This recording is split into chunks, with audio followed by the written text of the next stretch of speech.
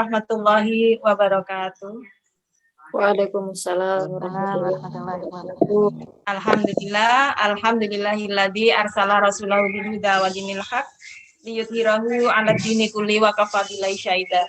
Ibu-ibu, mak-mak tangguh, sahabat konita semua yang dirahmati oleh Allah, apa kabar hari ini?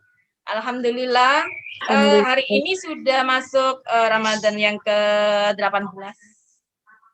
Insya Allah kita berada di 10 hari yang kedua di bulan Ramadan. Masya Allah, mudah-mudahan panjenengan semua masih tetap dalam keadaan sehat, keluarga kita juga dalam keadaan sehat. Dan meskipun sudah berbulan-bulan kita hanya bertemu lewat kaca, ya, menatap kaca seperti ini, tapi mudah-mudahan tidak akan pernah mengurangi keistiqomahan kita dan semangat kita untuk tetap mengkaji Islam. Dan berkah yang perlu kita syukuri ketika masa pandemi ini adalah kita bisa bersama-sama mengkaji dari semua daerah seluruh Nusantara. Beberapa sahabat konita yang baru saja masuk di grup, ada yang dari Jambi, ada yang dari Makassar, Maluku, dan benua Eropa juga hadir di sini, ya, seperti itu. Alhamdulillah, kita syukuri dengan kondisi yang ada. Salawat serta salam mudah-mudahan tetap tercurahkan kepada Rasulullah Muhammad SAW.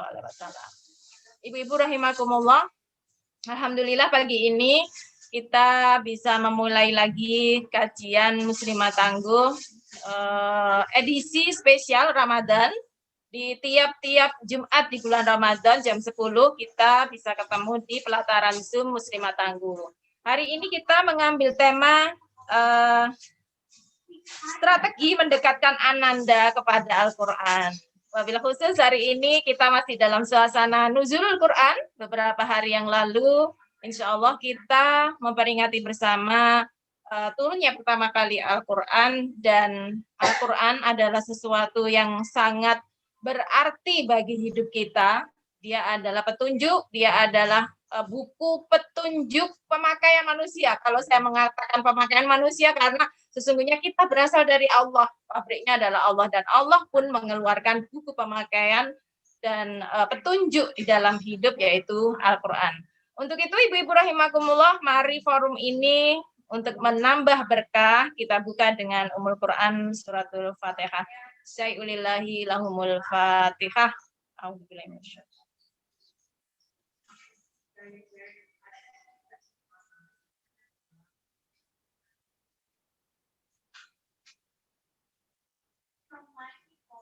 Amin Allahumma amin.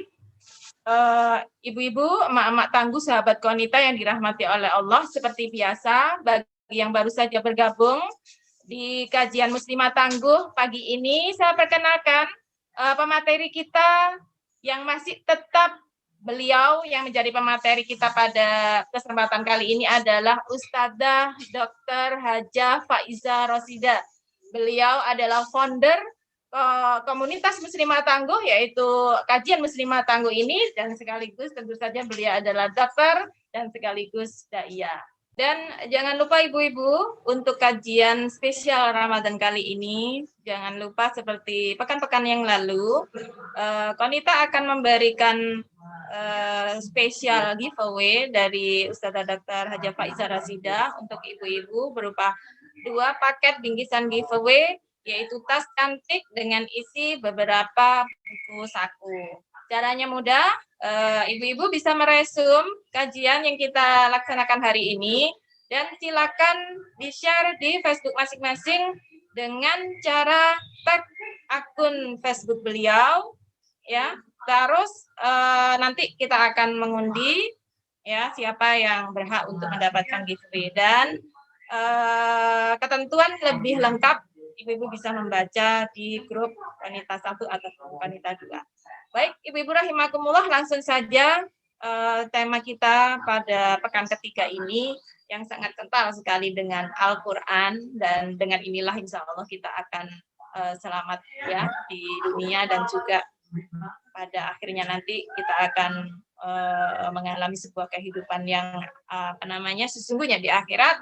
Untuk itu saya persilakan kepada Dr. Hajah Faiza Rosida untuk menyampaikan. menyampaikan materinya. Silakan, Dok. Jazakillah khairan katsira Bu Aini. Bismillahirrahmanirrahim. Assalamualaikum warahmatullahi wabarakatuh. Hamidanillah, Hamdanillah musallian ala Rasulillah la haula wala quwata illa billah. Rabbi shrah li sadri wa yassir li amri wahlul 'uqdatam min lisani yafqahu qawli. Rabbi zidna ilma warzuqna fahma. Ibu-ibu, para sahabat konita, komunitas muslimah tangguh yang saling menguatkan dalam taat, yang dimuliakan Allah, yang sangat saya sayangi dan kita dipersaudarakan oleh Islam dan dipertemukan dengan sebuah kebaikan insya Allah, karena dakwah ini yang mempertemukan kita, bukan hal yang lain. Semoga pertemuan kita yang membawa kita sampai kemudian juga hadir pada majelis pada pagi setengah siang hari ini, dan juga komitmen kita untuk saling menguatkan dalam ketaatan. Kami berbagi tentang apa yang kami sudah pahami terlebih dahulu mungkin, dan ibu-ibu juga berbagi dan dengan cara yang berbeda hadir dalam majelis-majelis ilmu kita. Semoga semuanya dicatat oleh Allah sebagai sebuah kebaikan dan amal soleh di sisinya. Dan karena itu saya mengajak kepada kita semua untuk tidak lupa menyanjungkan rasa puji syukur kita kepada Allah atas segala limpahan nikmat yang diberikan oleh Allah pada kita tersebut. Yang kedua, salawat dan salam semoga senantiasa tetap tercurah pada Rasulullah Muhammad SAW serta keluarga beliau, sahabat beliau, dan orang-orang yang meneruskan perjuangan beliau hingga yaumil qiyamah. Ibu-ibu yang dimuliakan Allah, ini sangat istimewa sekali kesempatan kita pada pagi hari ini. Semoga tidak mengantuk karena ini momen puasa, jamnya jam menjelang tengah hari, tapi semoga semangat kita untuk ingin mengetahui bagaimana strategi yang kemudian bisa kita lakukan untuk mendekatkan Ananda pada Al-Quran itu mengalahkan rasa kantuk kita. Sebagaimana semangat yang sama juga membuat saya berusaha untuk menyelesaikan PowerPoint saya di tengah keterbatasan yang ada. Baru selesai sebelum screen tadi saya buka ya. Alhamdulillah Allah berikan kemudahan, dan semoga waktu kita yang sama 24 jamnya itu tidak ada orang lain yang memiliki waktu yang berbeda, mungkin lebih banyak tidak ada, yang rasanya mungkin bagi kita itu kok terasa kurang karena ada banyak amanah, karena kita multitasking dan seterusnya.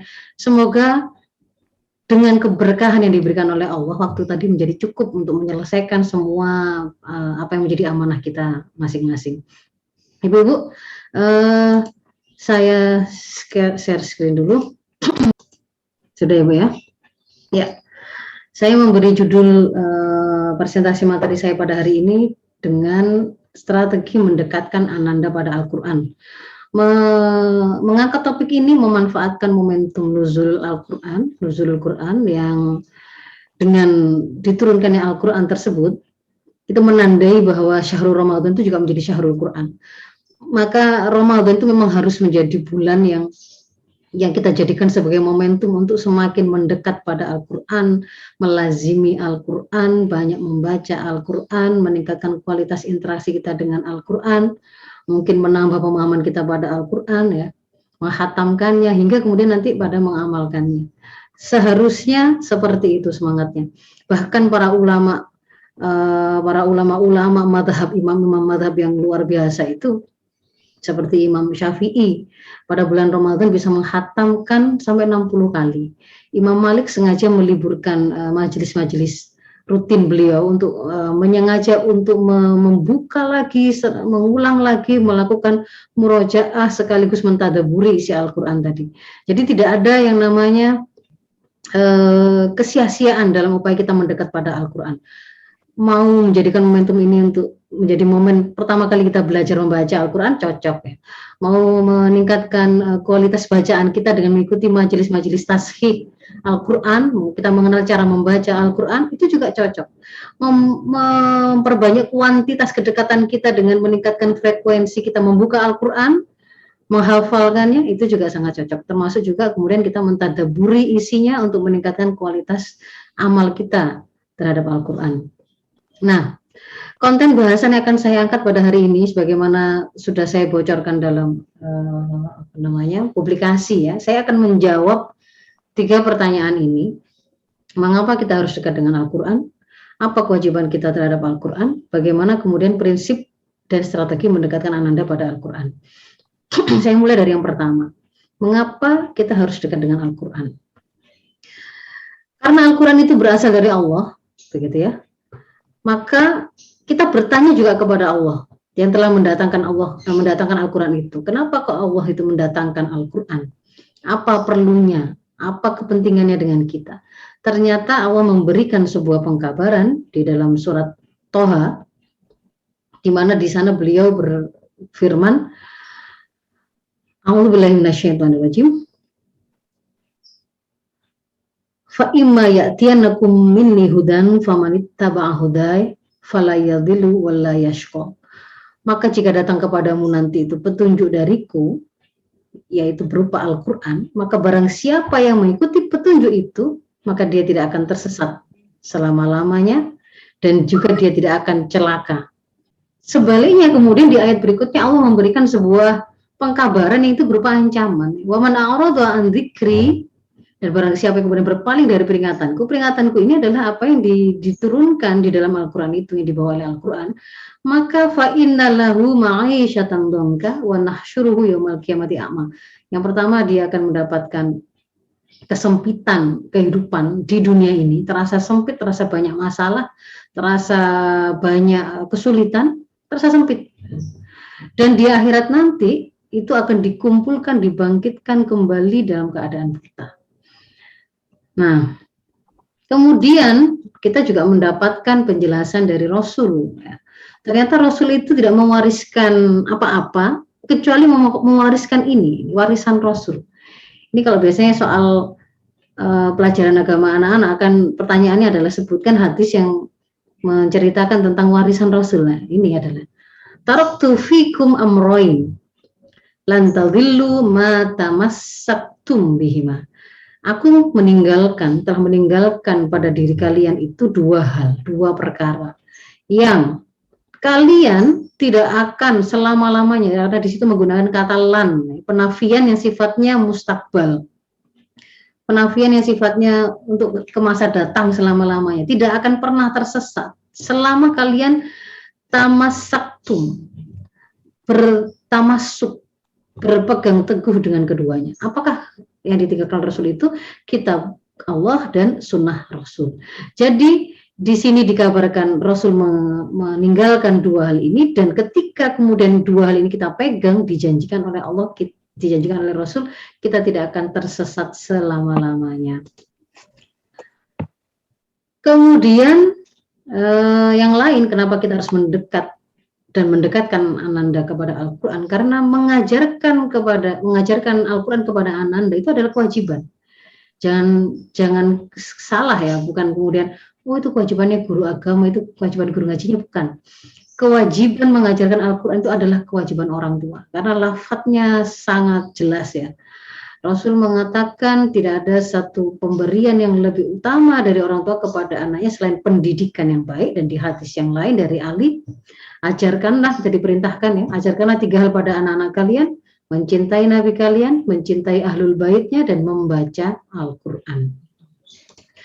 Nah, yang lain lagi kemudian adalah karena Al-Quran itu memiliki banyak sekali keutamaan yang kita butuhkan, baik untuk mengarungi kehidupan di dunia ini maupun nanti ketika di akhirat. Yang diantaranya adalah Al-Quran itu sebagai asy-syafi, sebagai pemberi syafaat. Jadi Rasul memberi kabar bahwa nanti pada hari kiamat Al-Quran itu akan datang, ya'ti yaumal qiyamah syafi'an li ashabihi. Al-Quran itu akan datang pada hari kiamat nanti sebagai pemberi syafaat bagi orang yang membacanya, bagi ashabnya, yang memilikinya, yang menjadi keluarganya. Maka kemudian ada beberapa ayat atau surat yang menjadi keutamaan diterangkan oleh beliau. Di antara, meskipun Al-Quran semuanya itu adalah utama untuk dibaca, tapi ada kemudian keistimewaan-keistimewaan pada beberapa surat atau ayat tertentu. Yang berikutnya bahwa ketika kita membaca dan mengamalkan Al-Quran, maka ada banyak sekali kabar yang disampaikan oleh Rasul bahwa orang yang seperti itu berbeda dengan orang yang tidak pernah membaca dan tidak mengamalkan Al-Quran. Seperti perumpamaan yang kemudian beliau ambil, yaitu antara sebuah buah yang rasa dan baunya enak, aromanya enak, ketika dimakan juga rasanya itu juga enak. Itu untuk mewakili seseorang yang dia terbiasa membaca Al-Quran dan mengamalkan. Sementara sama-sama mukmin, tapi dia tidak banyak membaca dan mengamalkan Al-Quran, itu seperti buah kurma. Rasanya ketika dimakan enak, tapi tidak ada aromanya. Sementara kalau orang munafik yang membaca Al-Quran itu seperti roihana. Baunya kayaknya enak, tapi ketika dimakan rasanya pahit. Dan orang munafik yang tidak membaca Al-Quran bagaikan hamdalah, yang rasanya itu pahit, baunya juga tidak enak. Lalu keutamaan yang lain, bahwa ketika kita itu membaca Al-Quran itu, kita akan mendapatkan kebaikan. Dan tidaklah dihitung kebaikan itu ketika membaca Al-Quran sebagai satu keseluruhan, enggak. Bahkan satu hurufnya pun itu akan sudah diberikan satu kebaikan. Dan satu kebaikan itu bisa dilipat gandakan oleh Allah 10 kali lipat, atau bahkan dilipat gandakan tanpa perhitungan sesuai dengan maunya Allah. Gitu. Dan dikatakan sebagai satu huruf itu bukan alif lam mim, itu satu huruf, bukan. Ketika kita membaca awal Al-Baqarah, di sana ada tertulis alif, lam, mim, itu, maka itu adalah 3 huruf. Alif 1 huruf, lam 1 huruf, mim 1 huruf. Kemudian yang lain lagi bahwa Al-Quran itu akan menentukan posisi kita di akhirat. Ya. Makanya kan kemudian di antara yang menjadi reward atau penyemangat, kenapa kita itu perlu untuk berlomba-lomba menghafalkan Al-Quran, karena nanti itu pada orang-orang yang memiliki bacaan Al-Quran, dia kan disuruh oleh Allah untuk bacalah, dan sepanjang kita membaca itu, maka kita akan terus naik kedudukannya di sisi Allah sampai pada batas akhir ayat yang kita baca. Semakin tidak habis-habis berarti bisa sampai pada keutamaan atau kemuliaan yang paling tinggi dan yang paling dekat kepada Allah. Lalu yang berikutnya, Al-Quran itu juga bisa mencegah azab untuk diturunkan ketika penduduk bumi itu masih ada yang membaca Al-Quran, anak kecil itu yang diajarkan Al-Quran, maka Allah mencegah azab itu ditimpakan pada kaum atau negeri tersebut. Yang lain lagi bahwa Al-Quran itu ketika ada pada diri kita, pada anak-anak kita, maka dia akan mengokohkan mereka. Rasul memberikan sebuah perumpamaan. Jadi orang yang di dalam dirinya itu tidak ada sedikit pun Al-Quran, itu ibarat rumah yang runtuh. Sama sekali tidak ada Al-Quran, nggak mungkin sebenarnya. Karena untuk sholat saja yang itu minimal membedakan kita dengan orang kafir. Sholat itu kita harus membaca Al-Fatihah. Al-Fatihah itu bagian dari Al-Quran. Di sana juga dibaca ayat Al-Quran yang lain, meskipun sependek apapun. Apakah ina atau qul huwallahu ahad. Meskipun hanya satu ayat, tetapi pasti pada dirinya itu ada Al-Quran. Kalau seorang mukmin itu. Kalau orang itu tidak ada Al-Quran sama sekali sedikit pun, maka dia ibarat rumah yang runtuh. Nah, itu adalah mengapa kok kemudian kita perlu mendekat pada Al-Quran. Karena Al-Quran itu adalah petunjuk bagi kita. Dia yang akan menerangi perjalanan hidup kita. Itu yang akan mengantarkan kita kepada apa yang bisa mengantarkan kita kepada keridhaan Allah. Akan menjadi penolong kita tidak hanya di dunia ini, tidak hanya mengantarkan keutamaan kita di dunia ini, tapi juga di akhirat nanti. Sementara kemudian apa kalau begitu kewajiban kita terhadap Al-Quran? Apa sebenarnya yang kemudian menjadi tugas kita atau amanah kita terhadap Al-Quran ini? Yang pertama saya bukakan tafsir atau penjelasan para ulama terkait dengan hadis tadi itu ya. Bahwa Rasul meninggalkan 2 hal dan kalian tidak akan bukan tafsir ya, penjelasan terhadap hadis dari perkataan Rasul, saya meninggalkan 2 hal yang kalian tidak akan tersesat selama-lamanya kalau kalian atau selama kalian itu bertamasuk ya pada keduanya. Nah, at-tamasuk itu kalau kemudian para ulama dan mufasir itu menerangkan itu adalah al-i'tisam, sama semakna al-i'tisam. Nanti kita di Al-Quran itu kita mendapatkan ada kata-kata ini, wa'tasimu bihablillah jami'ah. Maka bisa kemudian kita memaknai hadis tersebut, apa sih artinya berpegang teguh pada Al-Quran dan Sunnah dalam hadis tadi, dengan mencari makna yang diinginkan ketika kita mencari makna dari kata-kata i'tisam atau i'tasimu, wa'tasimu, perintah untuk berpegang teguh pada Ali Imran 103. Di sana Allah memerintahkan kita wa'tasimu bihablillahi jami'a wa la tafarraqu, dan hendaklah kalian berpegang teguh semuanya pada tali agama Allah secara keseluruhan, wa la tafarraqu, dan janganlah kalian bercerai-berai. Yang dimaksud dengan hablillah ini, tali Allah, ini apa? Ini adalah agama Islam yang diturunkannya. Dan agama Islam itu awalnya sumbernya adalah dari kalam Allah, wahyu yang berupa kalam Allah, itu adalah Al-Quran. Berpegang teguhnya pada yang mana? Pada segala hal yang dibawanya. Jadi kita wajib menjadikan Al-Quran itu sebagai pedoman hidup kita dalam menjalani seluruh episode hidup kita. Kehidupan kita sebagai personal, kehidupan kita sebagai anggota keluarga, anak, istri, ibu, anggota masyarakat, kita menjalani hidup dalam sektor atau bidang mengatur parenting, mengatur pendidikan anak, bergaul, ketika bekerja, ketika kemudian melakukan bisnis, ketika melakukan apa saja, menjalin hubungan atau interaksi satu negara dengan negara yang lain, kebijakan luar negerinya, sistem persangsiannya, maka semuanya wajib berpedoman pada Al-Quran. Nah, dan berpegang teguh kepada Al-Quran itu juga merupakan konsekuensi keimanan kita. Ini adalah ayat yang selalu saya munculkan dan semoga sudah dihafal oleh ibu sekalian, yang menjelaskan tentang konsekuensi pengakuan iman kita. Orang itu ngaku-ngaku menjadi berstatus apapun, itu ada konsekuensi dari pengakuannya. Bu Aini mengaku sebagai istri dari Ustadz Fakih yang menjadi suaminya, itu pasti ada konsekuensinya. Saya mengaku menjadi warga dari RT di kampung saya, pasti ada konsekuensinya. Kita mengaku menjadi wali murid dari anak kita di sekolah apa begitu, pasti ada konsekuensinya. Apalagi ini kemudian ngaku, ya alam semesta ini, saya, kehidupan ini, semuanya ini Allah yang menciptakan, itu pasti ada konsekuensinya. Dan konsekuensinya itu dalam An-Nisa 65 ini Allah mengatakan pengakuan imanmu itu nggak terbukti begitu, kecuali sampai kamu yang pertama menjadikan Muhammad itu sebagai hakim terhadap apa saja yang mereka perselisihkan, apa saja yang kita perselisihkan. Kita berselisih tentang bagaimana cara berdandan, cara memakai baju yang seperti apa yang mau kita pakai. Kita berselisih tentang mengatur ekonomi. Apakah riba itu boleh diambil ataukah tidak? Kita berselisih tentang persoalan pergaulan. Apakah kita mengakui LGBT itu sebagai hak asasi ataukah itu penyimpangan atau kemaksiatan dan seterusnya. Apapun persoalan yang kita perselisihkan, kalau kita ngaku mukmin, konsekuensinya adalah harus kita rujuk kembali kepada Muhammad, risalah yang dibawa oleh Muhammad.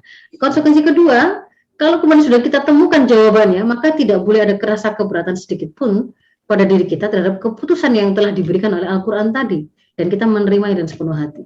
Jadi di sini iman meminta dan menuntut kita tunduk pada ketetapan Allah dan Rasulnya, tunduk kepada ketetapan Al-Quran dan hadis. Jadi lagi-lagi kewajiban kita adalah menjadikan Al-Quran di sini ini sebagai tuntunan kehidupan kita. Ini lebih jelas lagi juga pada Al-Maidah 49 ketika Allah mengatakan menggunakan kata-kata hukum ya, dan menggunakan kata-kata bima anzalallah wa anihkum bainahum bima anzalallah, dan hendaklah kalian berhukum atau menghukumi perkara-perkara di antara mereka dengan apa yang diturunkan oleh Allah, dan itu untuk menggantikan ahwa'ahum. Kita tidak boleh mengikuti hawa nafsu mereka. Itu bukan mengikuti wahyu, itu berarti mengikuti hawa nafsu. Nah, dari sini kalau kita simpulkan dari depan sampai belakang tadi, kewajiban kita terhadap Al-Quran itu adalah kita hendaknya berpegang teguh padanya, menjadikannya pedoman hidup, kita menjadikannya sebagai hakim, sebagai pemutus perkara, sebagai solusi persoalan kehidupan. Kita bertanya apapun, nanyanya ke Al-Quran tadi. Kan, dan kalau kemudian sudah diputuskan, sudah kita temukan jawabannya, sami'na wa ata'na. Maka dimensi kewajiban kita terhadap Al-Quran itu hingga pada tataran amal. Hingga pada tataran amal. Ini nanti akan menjadi catatan bagaimana kita mau prinsip target kita mendekatkan Anda pada Al-Quran itu harus sampai pada level berpengaruh pada amal. Jadi mulai dari mendekatkan, nanti kalau ini di Pradal ini ada banyak begitu ya, tapi milestone-nya adalah dekat, faham, sehingga kemudian berpengaruh pada amal. Nah, lalu sekarang masuk kepada bagaimana prinsip dan strategi mendekatkan Anda pada Al-Quran. Kalau dari sisi prinsip, ini merujuk kepada prinsip pendidikan dalam Islam yang pada beberapa pertemuan sudah sering saya tampilkan slide ini. Ini adalah kalau kita mensarikan ya, mereviewkan begitu beberapa pendekatan, prinsip pendekatan pendidikan dalam Islam, itu yang pertama adalah prinsip dilakukan berbasis usia, artinya antara usia dini, pra mumayyiz, yang itu pra balik dengan balik itu akan berbeda. Berbasis orang tua artinya pelaku pendidikan itu adalah orang tua. Berbasis akidah Islam artinya konten itu haruslah dibangun atas akidah Islam. Kalau mengajarkan Al-Quran tentu saja ini sudah berbasis akidah Islam karena dia justru sumber dari semua ajaran Islam. Lalu prinsip yang berikutnya adalah haruslah dilakukan dengan menstimulasi dan mengoptimalkan semua potensinya. Nanti di belakang saya tunjukkan bahwa manusia itu punya potensi akal, punya potensi naluri, punya potensi kebutuhan jasmani, maka semua itu harus distimulir dan dioptimalkan, dikaitkan dengan target atau capaian yang hendak direalisir. Lalu prinsip yang berikutnya adalah harus fondasi dulu sebelum bangunan di atasnya. Artinya ketika kemudian targetnya adalah pembangunan kepribadian anak, maka itu ada fondasinya, ada bangunan di atasnya, ada akarnya, ada pohon kepribadiannya yang kemudian akan melahirkan buah-buahnya. Bahasa lainnya prinsipnya adalah akidah dulu sebelum syariah. Kita menjawab dulu, kenapa kok saya harus taat sebelum kita bicara apa saja aturan syariah yang kamu harus taati, yang harus kamu lakukan. Lalu pendekatannya dari konkret ke abstrak, karena ini berkaitan dengan kemampuan berpikir anak, kemampuan memahami anak yang itu bergerak dari hal yang konkret ke abstrak. Maka nanti ketika kemudian kita mengajarkan Al-Quran juga akan mempertimbangkan hal ini. Bagaimana kita menerangkan tentang kebaikan Allah, memilih bahasa yang seperti apa, kejahatan, menerangkan tentang kejahatan, azab, neraka, itu anak itu harus kita pahami, dia bergerak dari konkret ke abstrak. Maka nanti adakah yang kemudian informasi yang harus kita simpan dulu, tidak kita berikan, karena itu masih abstrak dan anak tidak akan paham, maka itu simpan dulu, dan apa yang kemudian kita tampilkan sebagai contoh supaya dia paham, karena dia sedang pada fase konkret. Nah itu yang kelima. Lalu yang ketujuh, keenam ini harusnya berarti ya, dari pelayanan ke pendisiplinan. Anak itu punya hak. Kalau tahapan yang disampaikan oleh Ali bin Abi Thalib ya, ketika melakukan pengasuhan dan pendidikan anak itu kan dibagi per 7 tahun. 7 tahun pertama itu perlakukan anak seperti raja, karena dia saat itu sedang ada pada fase butuh pelayanan. Tanpa pelayanan dia akan hancur, dia akan mati, dia akan tidak bisa hidup. Anak tanpa pelayanan, bayi tanpa pelayanan tidak mungkin. Bergerak dari pelayanan. Kemudian yang berikutnya adalah 7 tahun kedua ini adalah melakukan seperti tawaran, di sini pendisiplinan. Yang berikutnya, nah ini berarti harusnya kalau sampai pada level dewasanya itu pelayanan pendisiplinan sampai kepada pemberian kepercayaan atau kemudian memberikan kepemimpinan ya. Bergerak juga dari reward dulu sebelum bicara sanksi. Jadi jangan memperkenalkan ancaman dan sanksi dulu, hukuman, sebelum kemudian pendekatan reward. Untuk anak itu agar rajin membaca, jangan nanti saya pukul, sebelum kemudian kita bantu dia untuk bersemangat mencintai aktivitas ngajinya itu. Itu adalah dengan pendekatan reward dulu. Ilmu, apapun yang kita ajarkan, itu adalah untuk amal. Jadi setiap kita membangun, mengkayakan sakofahnya, itu dalam rangka untuk amal. begitu ya. Harus sampai paham untuk kemudian diamalkan. Lalu ke arah mulai dari kita mengumpulkan bahan bangunan kepribadian, lalu membangunnya, lalu menguatkannya, lalu menghebatkan kepribadian Islam anak kita. Dan yang berikutnya adalah orang tua dulu sebelum anak. Artinya dalam pendidikan itu pasti membutuhkan adanya keteladanan. Nah, ini yang saya masukkan dengan berbasis usia, sudah paham, saya tidak akan masuk terlalu dalam, akan berbeda. Anak-anak usia dini itu belum mumayyiz, dia belum bisa diajak memahami hakikat sesuatu, maka di sini bukan untuk membuat mereka paham, tetapi lebih kepada proses-proses menyiapkan stimulasi potensi-potensi dan bahan-bahan yang dia butuhkan untuk kemudian nanti dia bisa berpikir di fase berikutnya. Akal itu adalah kemampuan untuk berpikir yang melibatkan 4 komponen, adanya fakta ditangkap oleh indera disampaikan ke otak sebagai susunan saraf pusat, dan kemudian diberikan tafsir oleh informasi. Maka berarti bagaimana kita melakukan stimulasi indera di sini dengan beragam stimulasi pendengaran, pengecapan, penglihatan, bagaimana urutannya itu di sini. Lalu kalau sudah mumayyiz, ya ini mulai ada sebuah proses untuk mengajak mereka memiliki kesadaran. Dia sudah bisa membedakan perlakuan baik dan buruk, dia bisa mulai memahami hakikat dari sesuatu, dia bisa membedakan kanan dan kiri, dia bisa melakukan transaksi sederhana, perintah-perintah yang ketika disampaikan dia sudah mulai mengerti. Nah, yang ini adalah ketika sudah akil.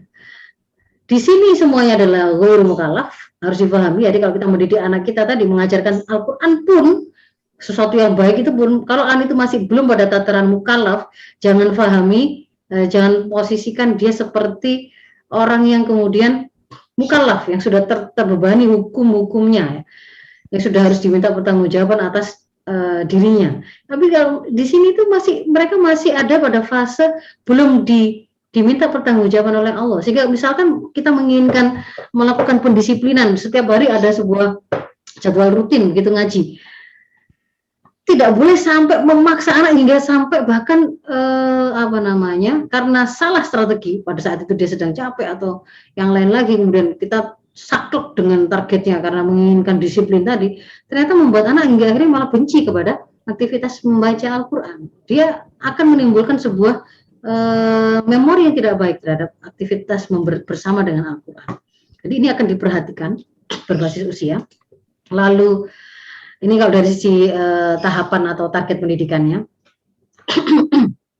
kalau tujuan pendidikan dalam Islam itu kan ijazah syahsiah Islam, menguasai sains dan skill kehidupan dia menjalani kehidupan sehari-hari, dan sampai pada level pendidikan tinggi itu hingga membentuk profil pemain amanah tertentu, kepemimpinan tertentu.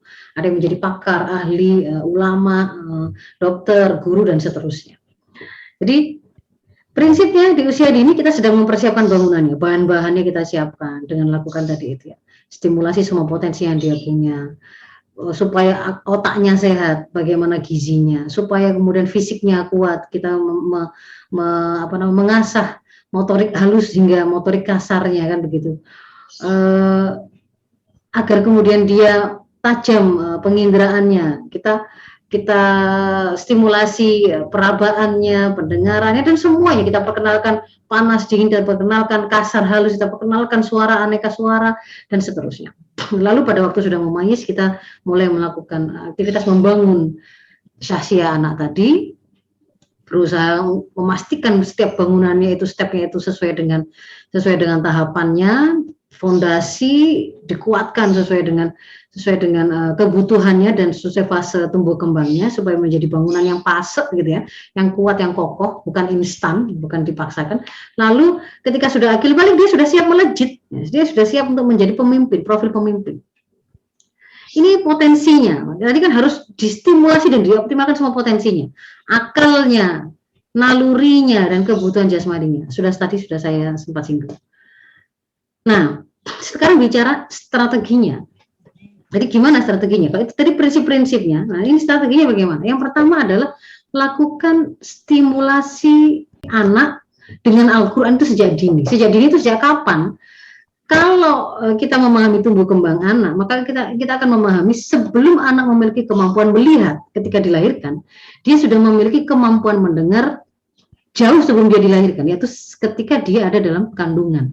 Maka stimulasi itu sebenarnya sudah bisa kita lakukan untuk kita dekatkan dengan Al-Quran, terbiasa mendengar lafaz-lafaz Al-Quran dengan irama yang tartil ya, bacaan yang tartil, yang oleh Allah dikatakan Al-Quran itu kalau didengarkan itu akan, di situ kan berarti mengingat Allah itu akan membawa pada ketenangan, juga akan menjadi syifa atau obat, maka itu akan berpengaruh pada anak. Caranya adalah memperdengarkan Al-Quran pada saat anak sejak masih dalam kandungan. Bisa ayah dan ibunya membacakan langsung, itu lebih utama, lebih disukai, karena dia berarti sudah mendengar orang tuanya itu sejak belum lahir, itu terbiasa mendengar suara orang tuanya membaca Al-Quran, ibunya membaca Al-Quran. Bapaknya membaca Al-Quran di sisi ibunya, di sisi anaknya. Diniatkan memang untuk diperdengarkan kepada sang anak. Maka membacanya memang bukan membaca lirik, tapi memang membaca dengan nyaring ya. Lalu ketika anak sudah lahir, ada dalam tetap diteruskan yang sudah bisa dimulai sejak dini tadi, sejak di dalam kandungan ketika sudah lahir kan kemampuan mendengarnya juga sudah mulai ada itu, sudah tetap ada gitu ya, tetap ada. Makanya tetap dilanjutkan ya, membacakan dari setiap kali misalnya mengangkat untuk menyusui sambil kita melakukan murojaah, hafalnya cuma 3 kul ya nggak apa-apa, hafalnya cuma ayat kursi ya itu diulang-ulang juga nggak apa-apa begitu. Apapun yang ada dalam Al-Quran, ketika kita mengangkat anak kita untuk mengasihi tadi, memberi ASI, itu kemudian ibu yang membaca. Ayahnya juga ketika kemudian membaca Al-Quran, dia sengaja ada di dekat anaknya, seperti mengajak bicara anak dengan kata-kata di dalam Al-Quran yang dia baca tadi. Ketika kemudian mereka orang tua itu tidak membacakannya, maka bisa gunakan kesempatan itu untuk memperdengarkannya dengan memutar murotal. Jadi itu sesuatu yang alami, selalu ada terdengar oleh anak. Begitu. Ketika kemudian anak sudah mulai besar, dia sudah mulai mumbling, ya, dia mulai ngoceh-ngoceh, mengeluarkan kosakata yang berapa suku kata gitu ya, mulai meskipun nggak jelas maknanya, itu sudah mulai saat atau pertanda atau indikator di mana kita sudah mulai bisa memulai talqin. Talqin itu adalah kita yang membaca, tapi sengaja kita bacakan seperti menuntunkannya kepada anak. Nah, kita mulai dari surat-surat yang pendek, yang sekiranya akan anak lebih mudah cepat menghafalnya. Jadi target menghafal program tahfidz itu sudah bisa dimulai sejak dini begini nih. Jadi talqin itu memang kita meminta dia itu kayak kita minta dia mendengar dan mengamati kita membaca ya, supaya kemudian dia membaca gerak bibir kita, karena nanti targetnya adalah pada saat dia sudah mulai bicara, dia itu nanti akan kita target untuk memulai mengulang tahapan berikutnya nanti di belakang saya tunjukkan. Jadi memperdengarkan, lalu nanti di belakang adalah termasuk mengulanginya, kita meminta dia untuk mengulanginya. Lakukan ini dengan membuka atau tanpa membuka mushaf, dua-duanya sangat bagus. Lalu yang lain lagi yang bisa dilakukan sejak dini itu apa? Berkisah tentang isi Al-Quran. Berkisah tentang isi Al-Quran ini pun juga dengan atau tanpa membuka Al-Quran. Kalau kemudian memilihkan mau berkisah ini bisa dilakukan sejak dini sampai pada dewasa ya.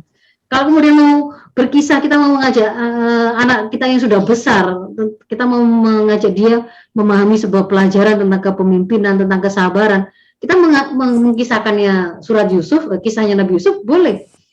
Kalau kemudian kita mengisahkan untuk anak usia dini, kita juga bisa memilih itu dari yang kisah-kisah yang mudah bagi dia untuk memahaminya. Kalau tadi kan mengajarkan tentang kesabaran itu agak abstrak begitu ya.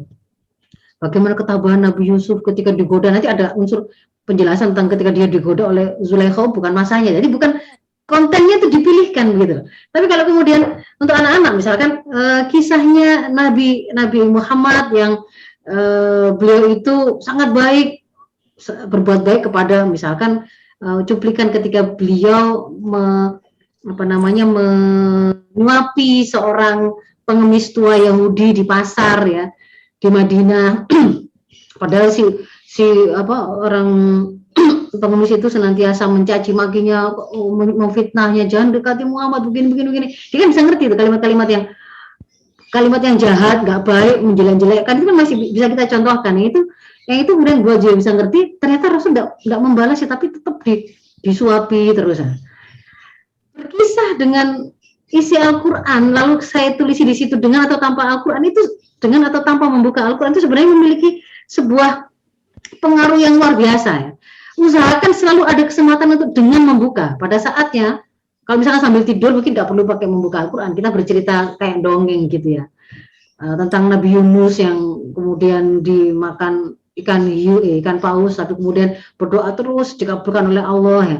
Ya baik, terima kasih Ibu. Saya lanjutkan dengan membuka Al-Quran itu. Tadi kan saya sempat contohkan misalnya kisahnya, kita menceritakan tentang Nabi Yunus dimakan ikan hiu. Ya, itu kan anak itu senang, itu mudah paham itu karena konkret. Ikan hiu bisa kita gambar besarnya gitu ya, perutnya, manusia masuk ke dalamnya, lalu di situ gelapnya, itu bisa digambarkan konkret semua. Lalu Nabi Yunus berdoa sampai dikabulkan oleh Allah, hiu itu disuruh oleh Allah menepi, memuntahkan, itu semuanya tuh bisa dibayangkan. Itu ada saatnya kita berkisah itu tanpa membuka mushaf, tapi ada saatnya kita memang harus dan perlu membuka mushaf. Dan itu akan sangat berpengaruh sekali. Karena saya mungkin ingin cerita sedikit pengalaman ini. Kenapa kok saya tuliskan seperti ini? Karena pengalaman pribadi begitu ya. Saya itu bisa dibilang kutu buku sejak kecil. Nah, karena kutu buku itu membuat saya sudah tahu kisah-kisah tentang seluruh nabi-nabi gitu ya, seluruh nabi-nabi dan kisah-kisah Islami yang biasa diceritakan tentang hewan itu sebelumnya, tetapi melalui buku. Jadi karena saya tahunya itu karena saya membaca buku. Satu saat ketika kemudian pada waktu masih anak-anak juga, ketika liburan ke rumah nenek begitu, saya tahunya nenek itu kurang terlalu lancar membaca Latinnya. Beliau putra seorang kiai yang dibandingkan dengan semasanya itu beliau termasuk yang beliau termasuk yang tidak buta huruf ya, karena masih bisa mengenal huruf Latin, juga bisa membaca, tetapi dibandingkan membaca huruf Arab, memahaminya itu jauh lebih bagus ketika menulis Arab dan membaca Arab. Kadang bahkan kalau misalkan ada telepon, nulis pesan, tadi ada telepon dari mana gitu, di dekat telepon itu kan tidak ada orang lain, itu saya melihat beliau tulis itu dalam huruf Arab ya, tapi bahasa Indonesia atau Peko atau Jawa. Nah, yang mau saya garis bawahi itu begini. Saya tahu nenek saya itu tidak terlalu lancar membaca Latin, tapi ketika kemudian beliau itu kan menemani cucunya saya tidur itu, kemudian kan kami minta didongengi atau dikisahi gitu ya, diceritani. Maka kemudian beliau itu bercerita tentang nabi-nabi tadi, tapi dengan detail gitu, sampai ada kalimat-kalimat percakapan yang kemudian disampaikan. Seperti kalau menceritakan kisahnya Nabi Yusuf, itu ada percakapan dengan ayahnya gitu ya, bagaimana dengan saudara-saudaranya, itu kan seperti saya itu kemudian kok sangat detail ya, beda dengan apa yang di buku yang pernah saya baca. Dan dari mana gitu, kemudian saya bertanya, dari mana Mbak kok bisa ngerti seperti itu? Ketika beliau menceritakan itu, ya itu kan di dalam Quran gitu. Ketika kemudian SMA gitu ya, saya mulai menceritakan isi-isi berita ketika bertemu dengan beliau. Lalu beliau menyampaikan, oh itu juga sudah ada dalam Al-Quran begini. Yang membuat saya tuh takjub gitu loh. Ternyata Al-Quran itu isinya tuh begitu ya gitu ya. Saya kira itu ada di buku, itu dongeng, itu cerita. Ternyata itu isinya Quran. Maka ketika kemudian menceritakan itu dengan membuka Al-Quran begini, itu memberi sebuah pengaruh yang luar biasa. Ternyata yang disampaikan ibu itu dari Quran itu. Nanti itu akan mempengaruhi kepada kecintaan kita, kedekatan kita merasa familiar dengan Al-Quran itu. Lalu yang kedua, strategi yang kedua, ciptakan lingkungan dan bi'ah kebiasaan lingkungan yang meliputi anak kita itu bersama Al-Quran di rumah dan di mana saja. Yang pertama pasti di rumah harus ada Al-Quran. Jangan sampai nggak ada yang nggak punya Al-Quran. Dan Al-Quran itu kalau kemudian kita itu adalah orang yang memiliki kemampuan, seharusnya untuk masing-masing semua anggota keluarga itu ada, begitu ya. Termasuk kalau itu anak yang belum bisa membaca Al-Quran, berarti dia punya calon Al-Qur'annya dan dia punya iqro'nya atau buku untuk mempelajari cara membaca Al-Qur'an sebelum dia bisa membaca, itu harus ada. Harus ada, diketahui oleh anak, bisa mudah dilihat oleh anak. Lalu yang kedua, untuk menciptakan lingkungan dan bi'ah itu, orang tua dan semua penghuni rumah, dimulai dari yang orang yang dewasa-dewasa ya, itu mereka senantiasa terlihat memang punya kebiasaan berkegiatan bersama Al-Qur'an. Ya membaca, enggak sekedar membaca ini ya, enggak sekedar membaca. Mungkin kalau ada ibunya itu atau ayahnya gitu, ketika mau mengajar karena dia dosen atau dia adalah ustadz atau dia ustadzah, kebiasaan anak itu ketahui bahwa ibunya mengambil Al-Qur'an untuk kemudian dia buka untuk apa? Untuk mencari penjelasan, untuk mendapatkan jawaban. Itu artinya Al-Qur'an itu biasa terlihat, dibuka, dibaca, berkegiatan bersama semua anggota keluarga. Lalu ada majelis kajian Al-Qur'an keluarga yang rutin untuk keluarganya, ataupun insidental yang itu mungkin kita sekali-sekali minta ada khataman dari kajian majelis taklim perumahan ditaruh di rumah kita. Itu juga akan membentuk sebuah bi'ah, sebuah lingkungan yang meliputi anak untuk biasa ada bersama Al-Qur'an. Selalu membawa Al-Qur'an ketika kemana saja. Terlihat terbiasa membuka Al-Qur'an di mana saja. Ternyata Al-Qur'an itu bisa kita baca ya di kendaraan juga bisa. Ketika kemudian kita sedang berlibur dan nginep di rumah nenek juga tidak membuat kebiasaan kita membaca Al-Qur'an itu berhenti. Jadi anak akan melihat itu. Ketika kita di taman, ternyata bisa loh murajaah Al-Qur'an itu di taman misalkan begitu. Itu harus biasa terlihat oleh anak. Lalu yang berikutnya, kenalkan Al-Qur'an itu merupakan rujukan kebenaran, petunjuk, solusi persoalan kehidupan. Ya, di antara contoh langkahnya itu adalah ketika orang tua itu memberi nasihat kepada anak, itu kaitkan dengan Al-Qur'an. Kalau misalkan anak itu ngomong, ibu, dia teriak-teriak, suaranya pelankan. Ngomong dengan orang tua harus dengan lembut. Kata Allah di dalam Al-Qur'an, kita bisa menyebut Al-Qur'annya sendiri atau kata Allah gitu. Dengan kita sebut itu. Lebih bagus lagi kalau orang tua atau yang memberi nasihat ini kemudian bisa menyitir atau menukil ayatnya.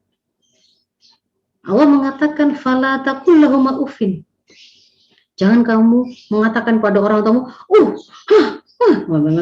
minta apa kita boleh syarah itu, kita boleh jelaskan. Faqul lahum qawlan karima, katakan kepada orang tua itu dengan kalimat-kalimat yang mulia, yang bagus. Jadi kalau masih teriak-teriak, masih bentak-bentak, Umi tidak akan dengar. Nah itu, kenapa sih kok ibu itu mau ngasih nasihat? Kata Allah, kata Rasulullah, kata Al-Qur'an. Itu nanti akan membuat, oh iya, berarti itu petunjuk ya. Ibu saya itu, orang tua saya itu nurut sama kata Al-Qur'an tadi. Ketika anak itu nanya, kenapa sih kok ibu itu kok sayang sama aku gitu ya? Karena kata Allah, ibu itu disuruh menyayangi anaknya. Sayang itu bukan berarti nggak pernah harus menuruti semua permintaannya. Padahal itu berbahaya. Nah itu kalimat-kalimat seperti itu, ini membutuhkan sebuah kecerdasan berbahasa ya, untuk membuat variasi anak memudahkan paham. Tampakkan betapa orang tua itu memang orang yang bisa dia contoh untuk ketaatan, ketundukannya pada Al-Qur'an. Lalu seiring dengan kemampuan berpikir Ananda, dalam keseharian kita tunjukkan kemampuan Al-Qur'an dalam menjawab semua persoalan kehidupan. Apapun itu, misalkan ada banjir, dia sudah mulai bisa diajak untuk memahami bencana banjir. Bencana banjir itu terjadi karena apa? Ini bukan semata-mata karena hujannya yang deras. Karena kalau kata Allah, hujan itu ketika diturunkan dia itu rahmat. Dia bisa menghidupkan tanaman-tanaman yang mati, tanaman yang hidup itu akan menjadi rezeki bagi hewan, bagi manusia dan seterusnya. Tapi kalau kemudian ada kegagalan seperti ini karena apa? Oh ternyata diantarkan karena ternyata tidak diatur bumi ini sesuai dengan aturan Allah tadi. Digunduli hutan-hutannya, dan seterusnya itu disampaikan, dicontohkan, dikaitkan dengan Al-Qur'an. Jadi, kenapa kok digunduli? Kenapa kok digunduli? Iya, karena hutan tadi itu dipeor oleh orang-orang. Itu tergantung level usia dan level kemampuan anak untuk diajak berpikir ya. Kalau dia sudah mulai bisa diajak memahami itu sebenarnya hutan itu punyanya rakyat, gak boleh diberikan itu dipek sama orang. Kalau dipek sama orang akhirnya, aku pengen untung, ini tak gunduli semua. Nah, akhirnya terjadilah banjir. Nah, itu nggak sesuai dengan tuntunan Al-Quran. Kita sampaikan di situ. Jadi dia akan, kalau nurut Al-Quran mengantarkan kepada kebaikan, nggak nurut akan mengantarkan kepada terjadinya masalah. Lalu yang berikutnya, ajarkan kemampuan baca tulis Al-Quran. Kemampuan baca tulis Al-Quran ini kan sekalian menjawab beberapa pertanyaan. Gimana sih caranya ngajari anak bisa baca Al-Quran? Itu ada tahapannya. Nah, ini lagi kembali kita ingat prinsip berbasis usia tadi. Kita mengajarkan itu sesuai dengan tahapan dan tumbuh kembang anak. Ya. Jadi kalau misalkan anak itu masih indranya yang berfungsi itu masih pendengaran, ya stimulasi pendengaran saja sejak awal itu kita perdengarkan, mulanya kita perdengarkan, lalu mulai bisa melihat umur ketika lahir 1 minggu kemampuan itu masih terbatas 1 meter, masih seperti titik saja, lalu 1 bulan mulai bisa melihat. Jadi kita ngerti gitu, kita ngasih stimulasi itu apa kepada anak kita, jangan kemudian masih umur 0 itu kita mengutang bahasa Indonesianya apa ya, menstimulasi anak kita tuh dengan ini merah itu padahal dia belum bisa lihat itu, tapi yang penting itu adalah dia ada suaranya justru karena dia belum bisa memiliki kemampuan melihat, tapi dia sudah memiliki kemampuan mendengar. Ketika sudah mulai ada pendengaran dan penglihatan, nah kita mulai talqin. Kalau tahapan dalam kita mengajarkan baca tulis Al-Quran ini ya, kita mentalkinkannya dengan membuka mushaf. Contoh mentalkinkan dengan membuka mushaf ini kayak gini nih, yang saya ini gambarnya. Ini anak saya ini. Ketika masih usia 2 tahunan ini. Jadi kita sebenarnya kita hafal. Qul huwallahu ahad kan hafal. Kita hafal, tapi pura-puranya kita sambil membuka Al-Quran karena itu memperkenalkan tentang tulisan dan mushaf tadi. Ada kertasnya dibuka, di situ ada tulisan-tulisan, ada simbol-simbol. Itu sudah mulai menjadi stimulasi penglihatan. Ketika kemudian dia mulai ngoceh, kita lakukan tahap berikutnya. Ketika kita Allahu ahad itu sambil kita perjelas bagaimana cara menghasilkan bunyi tersebut, lalu kita minta tirukan anak tirukan. Lalu sembari itu kita mulai perkenalkan huruf, bunyi dan kosakata hijaiyah dalam bahasa Arab serta artinya. Ini nggak harus dalam bentuk membuka buku, tempel-tempelkan di kamar, di mana saja di rumah itu huruf-huruf hijaiyah. Ada prinsip fonik gitu ya, yang memperkenalkan cara bunyi itu diproduksi. Ba itu dari mana, dengan mengatupkan, mempertemukan 2 bibir itu dicontohkan. Jadi itu untuk baknya itu kemudian langsung bakoro lah. Bakoro itu artinya apa? Sapi. Di situ ada hurufnya, ada bunyinya, ada kosakatanya, ada gambarnya, ada makna yang kemudian kita terangkan. Kita minta dia tirukan. Itu sudah mulai masuk ke dalam mengasah kemampuan dia untuk mengeluarkan, memproduksi bunyi. Lalu kalau dia sudah bisa membunyikan, nah itu baru kita nanti memperkenalkan simbol memperkenalkan huruf Al-Quran itu. Ketika dia sudah punya, seiring dengan kemampuan dia untuk duduk dan lebih konsentrasi lebih lanjut. Nah, kita mulai itu mungkin memulainya dengan iqra kah atau dengan tilawati kah, terserah atau mau dengan yang lain-lain terserah. Baru setelah itu tahapan berikutnya itu baru memperkenalkan tulisan gitu. Tulisan itu nanti kan itu ada kaitannya dengan motorik halus, kemampuan motorik halus. Kalau hanya memperkenalkan tulisannya tidak apa-apa, tapi kalau membuat dia distimulasi kemampuan menulisnya itu nunggu motorik halusnya itu terasah. Jadi dilatih dulu pegang-pegang pasir, manik-manik, memenda-menda dan seterusnya itu dilatih. Lalu ketika dia sudah mulai bisa membaca, nah, kalau mula-mula awal-awal dia bisa membaca Al-Quran itu jangan terlalu banyak, harus sempurna ya. Nanti kalau sempurna begitu nggak boleh ada cadel, ro ya ro, ha ya ha ya. Bedanya dengan kho.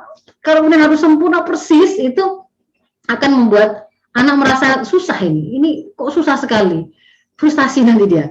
Pada awal itu asalkan dia bisa membedakan bunyi, maksud dia itu adalah bunyi yang kita keluarkan, itu sudah bisa dimaklumi. Pada perjalanan berikutnya ketika dia itu sudah bagus kemampuan pelafalan bunyinya, memproduksi bunyinya, kita perkenalkan cara membaca yang benar, tajwidnya dengan tartil. Usia lebih lanjut lagi nanti dengan lanjut lagi itu jangan dibayangkan harus dewasa loh ya. Tafsir atau makna itu bisa mulai anak sudah bisa diajak duduk mendengarkan, dia suka apa mendengarkan kisah, dia ingin memahami makna-makna, dia pasti akan bertanya. Jadi kalau anak saya itu umur 4 tahun itu dia sudah setiap kali ada ayat Al-Quran yang dibaca, dia ingin diterangkan isinya apa. Jadi sekarang ketika dia melakukan tadarus gitu ya, terbiasa setiap kali saya membaca saya harus diterangkan artinya apa. Dia tidak mau cuman baca tok begitu. Itu yang saya baca tadi artinya apa. Jadi nggak nunggu dewasa ini sebenarnya. Usia dini sudah bisa. Kemudian, nah, yang berikutnya ini nggak boleh dijadikan sambian ya. Mendekatkan ananda pada Al-Quran itu nggak boleh dijadikan sambian yang terserah kapan dilakukan atau tidak dilakukan, boleh-boleh saja enggak. Tetapi dia itu memang sengaja, ini harus diprogramkan gitu. Ada waktu yang dialokasikan, ada jadwal yang dibuat. Di situ sembari kita menjalin kedekatan satu dengan yang lain, seluruh anggota keluarga itu membaca atau mempelajari Al-Quran, semuanya terlibat, ada jadwal hariannya. Nanti bisa jadi nanti itu kita mendengarkan anak untuk mengoreksi, untuk kemudian kita koreksi kalau salah, atau dengan cara yang sebaliknya. Saya orang tuanya membaca, anak saya menyimak sampai di mana, kita ngecek nanti ya. Umi tadi baca sudah sampai di mana. Ketika kemudian dia bisa menunjukkan, oh berarti dia menyimak, kita kasih apresiasi bagus dan seterusnya. Begitu. Nah, perhatikan konten-konten yang kalau kemudian mau kita bahas itu juga tentu berbeda antara anak usia dini, mumaiz dan mukallaf. Lalu perkenalkan bahasa Arab pada proses berikutnya, tahapan berikutnya. Perkenalkan dan ajarkan bahasa Arab sebagai bahasa Al-Quran. Karena ini penting. Sebenarnya sangat menyenangkan, pengen bisa ngerti baca Al-Quran, ngerti sendiri itu sangat senang nanti anak itu. Maka mulai kita perkenalkan. Apalagi Al-Quran itu kosakatanya adalah mayoritas pengulangan. 60% lebih itu ada pada surat Al-Baqarah ya. Berikutnya, jadi kuasai saja kosakata yang ada di dalam Al-Baqarah, itu kira-kira sampai 3 juz pertama. Sisanya nanti kita pasti akan lebih mudah ngerti karena pengulangan-pengulangan. Kayak misalkan alladzina wa au, itu kan fa itu anak sudah bisa ngerti ketika diulang-ulang. Kemudian yang berikutnya adalah ada target menghafal mulai lebih lanjut. Karena memang ini ada keutamaannya. Jadi kita harus ada target ini. Sak mampu-mampunya. Bukan sak mampu-mampunya itu terus ngawur, nggak ada ininya ya, nggak ada targetnya ya. Tetap usahakan lakukan, ada target yang kita buat meskipun itu masih minimalis, hanya beberapa ayat saja, hanya 1 ayat saja, progresnya enggak apa-apa. Sesuaikan dengan kemampuan anak, sesuaikan dengan kemampuan kita juga ya. Kita jelaskan keutamaan penghafal Al-Quran, buat program sesuai kemampuan Ananda. Lalu ajak Ananda ke acara-acara Islam yang bersinggungan dengan Al-Quran. Misalkan ada acara mendongeng yang bersumber dari Al-Quran, atau agenda dakwah, ada kajian sirah, atau apapun yang lain, sama. Itu bisa akan menguatkan anak kita. Lalu ini adalah yang terakhir insya Allah. Kreatiflah dalam uslub, memilih cara yang terbaik, dan memiliki kekayaan bahasa ketika mengajarkan Al-Quran. Kadang-kadang kita bisa mengajarkan Al-Quran itu dengan cara bikin kuis, atau game, atau permainan gitu ya. Nah, sebutkan nama-nama hewan yang ada atau disebut dalam Al-Quran. Kita pastikan kuis itu kita lakukan setelah kita memastikan dia sudah pernah mendengarnya. Dari mana dia mendengarnya? Karena kita pernah mengisahkan. Kita pernah mengisahkan kisahnya semut dengan Nabi Sulaiman. Kita pernah mengisahkan paus dengan Yunus. Kita pernah mengisahkan onta Nabi Soleh. Kita pernah mengisahkan tentang laba-laba dan seterusnya. Itu laba-laba dengan kisah Rasul yang sedang dikejar ketika hijrah ya. Maka ketika sudah pernah kita sampaikan, anak-anak sudah ngerti, kita sudah tahu, dia itu sudah tahu, itu boleh kita lakukan recall dengan bikin kuis gitu ya, bikin pertanyaan atau permainan atau apapun yang lain begitu. Lalu sertakan boleh ya, kalau misalkan anak itu sudah kita lihat anaknya bagus, sudah cara bacanya bagus, hafalannya sudah banyak, kita mau membangun kepercayaan diri dia terhadap penguasaan dia akan Al-Quran, akan bagusnya bacaannya, hafalannya, bagus untuk kemudian kita ikutkan dia dalam kompetisi. Tapi pastikan itu berpengaruh untuk semakin memperbaiki dia, menyemangati dia, bukan untuk menjadi beban. Sehingga orang tua jangan berorientasi pada juara, tetapi pertumbuhan anak dari dia malu-malu, suaranya nggak keras menjadi keras, itu sudah sesuatu yang harus diapresiasi. Lalu yang lain adalah miliki jangan sampai maksa anak sampai melebihi kapasitasnya. Tetap anak-anak itu membutuhkan bermain, dan bermain itu adalah hal yang serius bagi mereka. Jadi cukup harus diberi peluang, harus diberi kesempatan mereka itu terus bermain. Jangan sampai membuat Ananda itu benci kepada Al-Quran gara-gara kita salah membuat strategi. Itu alhamdulillah demikian yang bisa saya sampaikan. Ternyata sangat panjang ya Ibu ya. Afu minkum ihdinas siratal mustaqim. Assalamualaikum warahmatullahi wabarakatuh. Waalaikumsalam warahmatullahi wabarakatuh. Alhamdulillah, Masya Allah kita begitu disadarkan ya bahwa betapa Al-Quran itu memiliki banyak kebaikan untuk kita, syafaat dan sebagainya. Nah, untuk itu momen yang tepat ini mudah-mudahan bisa menjadi inspirasi buat ibu-ibu semua dalam mensuasanakan kecintaan kita terhadap Al-Quran di dalam keluarga. Baik, ibu-ibu rahimakumullah, cukup ada waktu ya untuk berdiskusi, manfaatkan dengan baik waktu untuk bertanya tentang apapun dengan ustazah kita kali ini, gitu ya. Saya persilakan untuk bisa mengetik di papan chat yang ada di layar Zoom panjenengan masing-masing. Tapi sebelum ibu-ibu menunggu sambil bertanya, jadi kalau sikap kita dengan Al-Quran, Dok ya, itu kan yang paling utama adalah setelah membacanya, kita memahami, terus menghafal juga, dan kemudian kalau mampu dia mengajarkan, sampai kemudian yang paling utama itu adalah mengamalkan atau menerapkannya.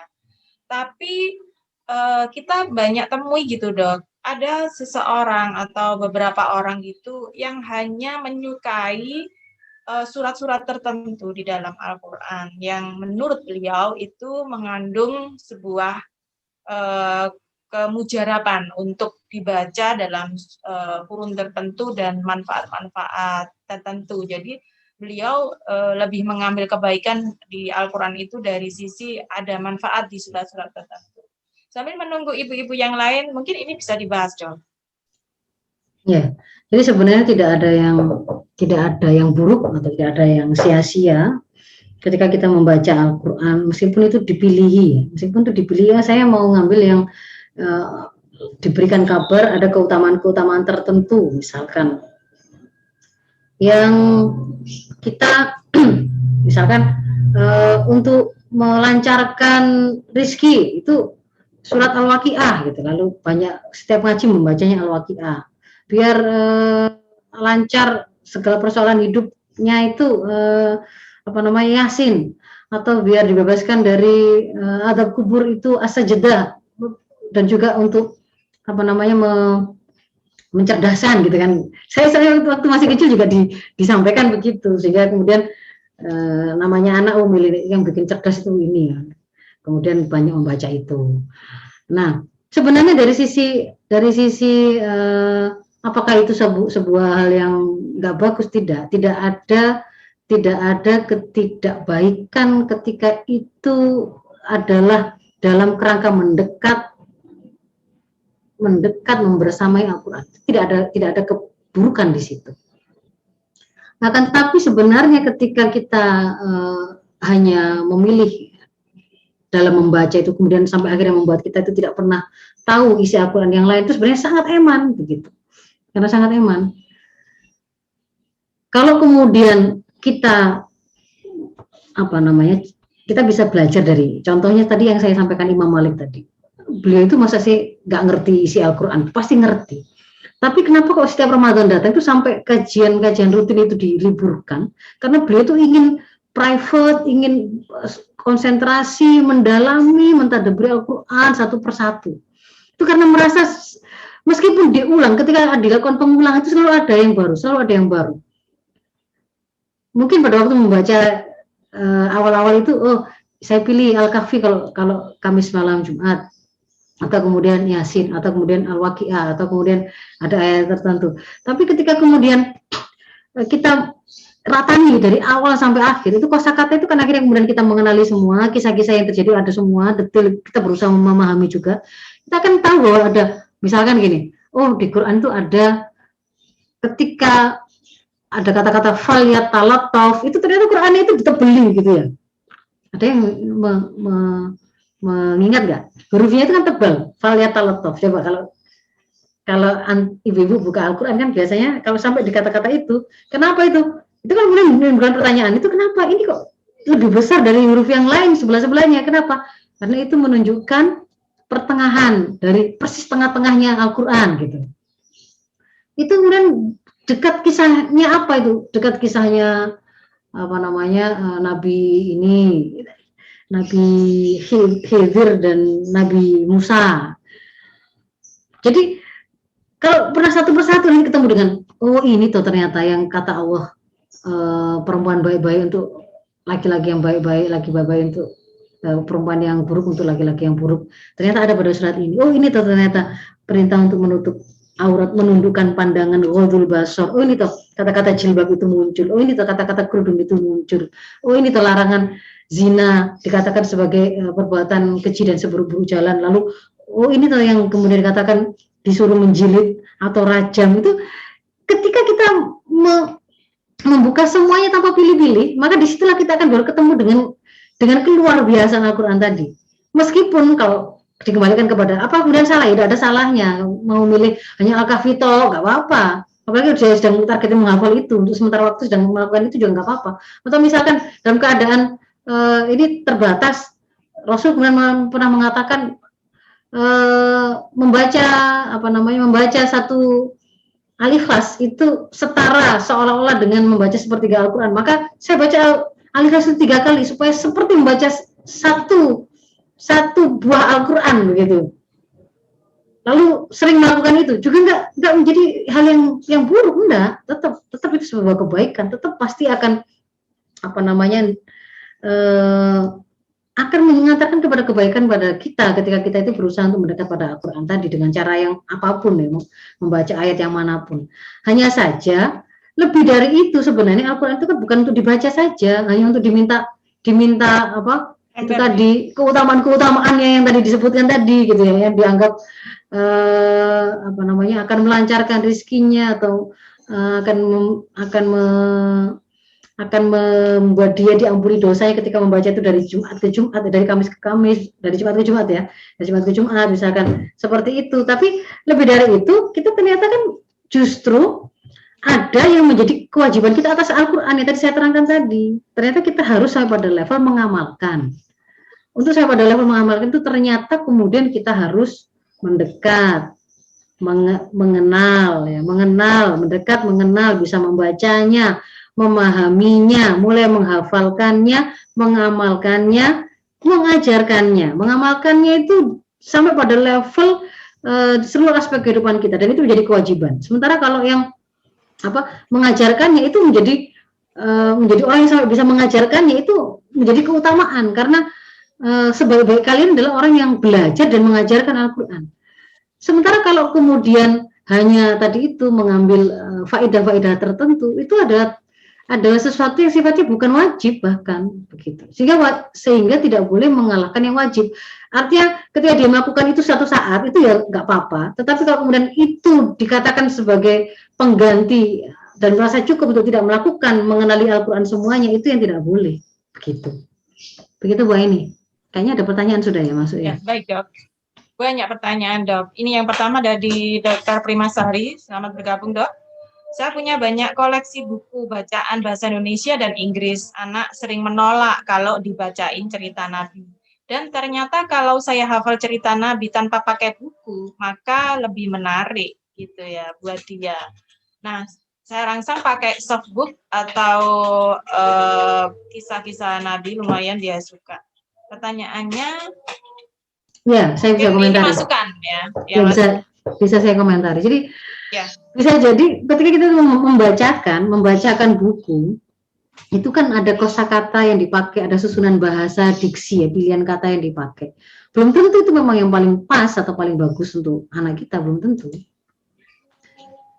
Bahkan kadang supaya interaktif itu kita tidak membaca plok sebenarnya, tidak plok persis membacakan kata-kata yang ada di situ. Kadang kita tambahi dengan suara-suara tambahan, kadang kemudian kita membuat gerakan-gerakan untuk membuatnya lebih hidup misalkan, atau kemudian di tengah-tengah itu kemudian kita tiba-tiba seperti bernyanyi, tapi kalimatnya itu adalah bikinan kita untuk meneruskan apa yang ada dalam cerita tadi. Itu sebenarnya terserah kita. Makanya saya tadi katakan di antara yang harus dimiliki oleh orang tua adalah kekayaan uslub dan kekayaan bahasa untuk kemudian membuat anak itu enjoy dengan pengajaran Al-Quran yang diberikan oleh orang tuanya. Nah, jadi itu tadi ketika ini teman saya ini Bu, teman saya kuliah ini Bu ini. Alhamdulillah hari ini bisa hadir ya. Jadi kalau kemudian beliau kemudian menemukan, saya berkisah sendiri, nggak pakai membuka Al-Quran, nggak pakai membuka buku, kemudian anak merasa lebih enjoy, mungkin karena bahasanya lebih mudah dipahami ya, karena bahasanya lebih cocok untuk anak tadi, lebih dirasa hidup, bukan kata-kata yang mungkin kaku, nggak ada rasanya, nggak ada, jadi nggak apa-apa, nggak masalah itu. Nggak harus kemudian kita bacakan, pasti membacakan buku itu juga, meskipun ada tulisannya itu juga tidak semata-mata membaca. Kalau perlu itu ya kita lihat anaknya, kadang-kadang itu tiba-tiba kita waktu membaca di situ tentang kereta api gitu, kita menyanyi tentang naik kereta api. Ketika kemudian pada hari Minggu Abid itu berangkat ke masjid naik delman, lalu kemudian nyanyi dulu juga nggak apa-apa gitu. Atau kemudian di situ ada istighfar astagfirullahaladzim, lalu kemudian kita contohkan nasyid yang ada istighfarnya atau ada zikirnya juga nggak apa-apa. Jadi terserah kita, namanya kita gurunya ya. Kita adalah penguasa dari apa yang mau kita keluarkan, kita sampaikan, gaya apa itu terserah kita gitu. Ternyata ada pertanyaan dari Dokter Prima dong, di bawahnya itu terpotong. Jadwal yang terbaik untuk bercerita atau mengajari anak usia 7 tahun. Ternyata di situ juga ada pertanyaan. Ada pertanyaan ya. Kalau jadwalnya ketika anak itu paling enaknya kapan? Kita juga enak, kita juga enjoy, jadi nggak dilakukan dengan terburu-buru, dengan marah, dengan mangkal, karena ini selalu kemana-mana, selalu ada acara, selalu ada tugas misalkan, dan juga anak itu dalam keadaan juga senang ya. Di antara indikatornya adalah dia yang minta, misalkan karena dia terbiasa sebelum tidur dia mendengar ibunya berkisah, ya enggak apa-apa, ambil waktu itu. Tapi kalau kita punya target untuk mengenalkan dia adab ketika menghadap Al-Quran, kita mau berkisah dengan Al-Quran, berarti cari waktu ketika dia dalam keadaan segar untuk bisa diminta duduk ya, menghadap Al-Quran. Lalu kita bercerita dengan tunjukkan kata-katanya di situ. Nanti lama-lama akan membuat dia bisa mengenali simbol mana sih kata yang artinya orang-orang yang, mana sih yang artinya orang-orang mukmin, mana sih artinya orang-orang munafik, orang-orang kafir. Itu di situ dia akan lihat. Tangan kita kan sambil menunjuk. Mulanya dia tidak terlalu ngerti, tapi dia akan lama-lama akan tahu begitu. Jadi jadwal terbaiknya itu tidak saklek, tidak ada absolut jadwalnya kapan, tapi adalah yang paling optimal baik untuk anak maupun orang tua. Iya, mana yang kira-kira nyaman di situ ya, nggak memaksa seperti itu. Rambu-rambunya adalah ketika anak tidak dalam keadaan kecapean, tidak dalam keadaan tidak nyaman, tidak dalam keadaan sakit ya, dalam keadaan yang optimal untuk menerima pembelajaran. Itu. Dan tidak ada yang baku, tetapi mana yang sekiranya itu materi itu bisa masuk gitu ya. Pesan yang ingin disampaikan bisa masuk. Baik, lanjut dari Ibu Dewi Nur Hasanah, Dok. Beliau menanyakan bagaimana cara memotivasi dan mengajak Ananda supaya rajin untuk membaca Quran karena Ananda merasa sulit sehingga malas ketika diajak belajar membaca Al-Quran. Ini nggak ada ini ya usianya ya.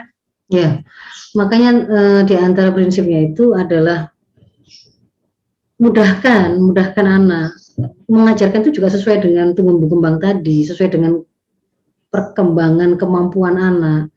Kalau anak itu belum bisa memiliki kemampuan duduk, ya, membuka buku, mencermati huruf-huruf, simbol-simbol itu satu persatu, dia belum punya kemampuan untuk itu. Jangan dipaksa untuk duduk. Saya punya pengalaman, anak saya yang pertama yang sekarang sudah masuk kuliah tahun ini itu, dia lebih kinestetik ya, tingkahnya banyak dan susah untuk diminta duduk. Untuk bisa menyelesaikan membaca Iqra atau Al-Quran itu satu halaman, itu biasanya satu baris maksimal 2 baris berhenti. Lalu saya kasih kesempatan dia lari-lari dulu. keliling rumah lari-lari. Sambil kalau sudah pas melewati saya, kita masih yang ngajar itu masih duduk di situ di hadapan Qurannya. Terus kamu lari dulu karena dia tidak tahan kan. Boleh lari, sudah belum ya lari lagi masih terus. Sampai dia merasa siap, lanjut duduk lagi sampai selesai halaman. Jadi sabari begitu. Kemudian kalau dia itu misalnya anak yang kinestetik, kita tahu ya, anak kinestetik itu memang akan konsentrasi dia untuk membuat fokus dia, energi yang dia gunakan untuk membuat tubuhnya itu konsentrasi itu cukup besar sehingga bisa mengalahkan kemampuan dia untuk konsentrasi pada tulisannya gitu. Dia kan tidak boleh bergerak, dia suruh duduk, itu berat bagi dia gitu. Sehingga kemudian dia malah nggak terlalu konsentrasi dengan apa yang dia lihat. Karena itu kan boleh dialihkan itu, misalnya anak-anak yang seperti ini. Kalau anak saya yang pertama dulu itu dia boleh pegang yang namanya kayak apa, Lego, kayak apa gitu ya. Itu untuk menyalurkan energinya gitu. Jadi dia kayak bergerak, jadi sambil membaca sambil nota-nota jadi gitu, apa pesawat jadi kapal jadi karena itu untuk menyalurkan energinya itu. Usia berapa waktu itu, Dok? Usia 7 tahun, 6 tahun. Oh ya. Nah, beda dengan ya, jadi memang Hasanah ini usia 6,5 tahun.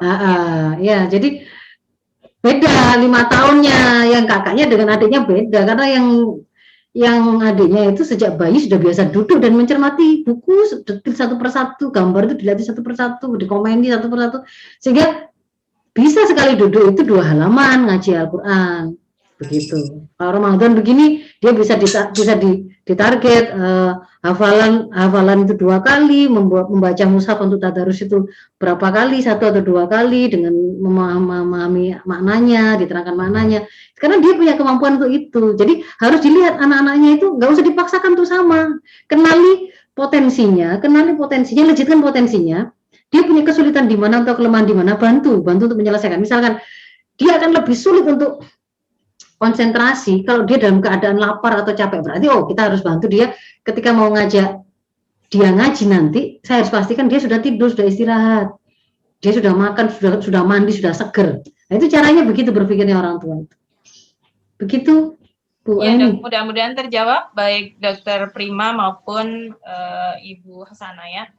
Oke, dari Ibu Mursalina, bagaimana jika Ananda lebih senang untuk mengulang surat-surat tertentu yang dihafalkan, padahal dia sudah mampu di hafalan itu, jadi sulit untuk menambah hafalan baru, gitu Dok. Kalau sudah masuk kepada hafalan, dan ini memang anak sudah kita ketahui dia memang mampu untuk kita program hafalan, ya, kita program hafalan artinya sudah terstruktur, maka orang tua yang serius membuat programnya itu untuk bisa dihafal itu minimal ayat itu kan diperdengarkan 20 kali. Jadi sebelum kemudian kita minta dia duduk dalam keadaan duduk, lalu kita minta dia mengulang menyampaikan hafalnya kayak setor gitu ya, ziyadah gitu ya. Itu sebelum itu bikinlah bantulah dia secara alami sambil dia bermain, sambil dia kemana-mana, dia mendengar itu ayat tadi diulang-ulang. Iya, diperdengarkan. Jadi misalkan sekarang itu mau surat An-Naba ayat 1 sampai 2 gitu misalkan ya. 1 sampai 2. Kita ulang-ulang itu saja pakai HP juga bisa. Setelan yang aplikasinya yang kemudian kita setel hanya 2 ayat itu diulang-ulang sampai 20 kali misalkan. Ada yang Al-Qur'an dengan pen itu juga bisa begitu juga 30 kali minimal. Hanya ayat itu saja juga bisa. Jadi ada ininya, ada tahapan, ada caranya gitu loh. Sampai kemudian anak itu bisa menambah hafalan baru itu karena ada proses yang kemudian dia rasa loh ternyata bisa saya nambah ya itu. Tanpa sengaja sebenarnya ketika itu biasa didengar minimal itu 20 kali tadi itu setiap saatnya itu dia nanti akan bunyi sendiri begitu. Misalkan iya bunyi sendiri. Saya sendiri pernah membuktikan itu. Anak saya yang kedua itu belum fase menghafalkan juz 1 ya.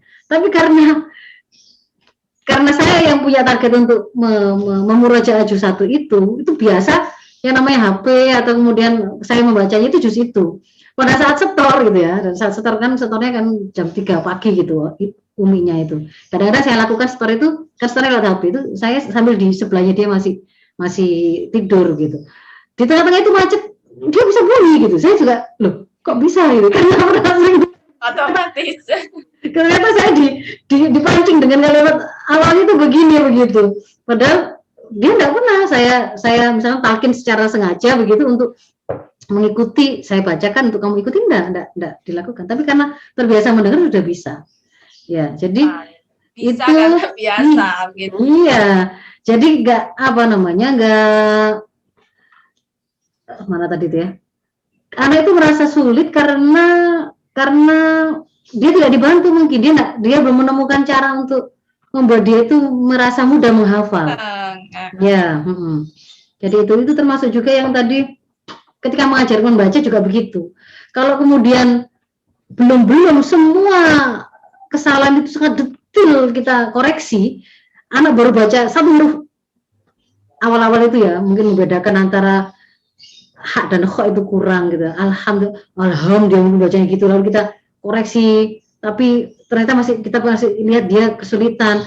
Kita paksa dia harus sampai alha gitu, alha lembut lah, halus, gak ada ngorong-ngorongnya, gak ada ininya misalkan begitu.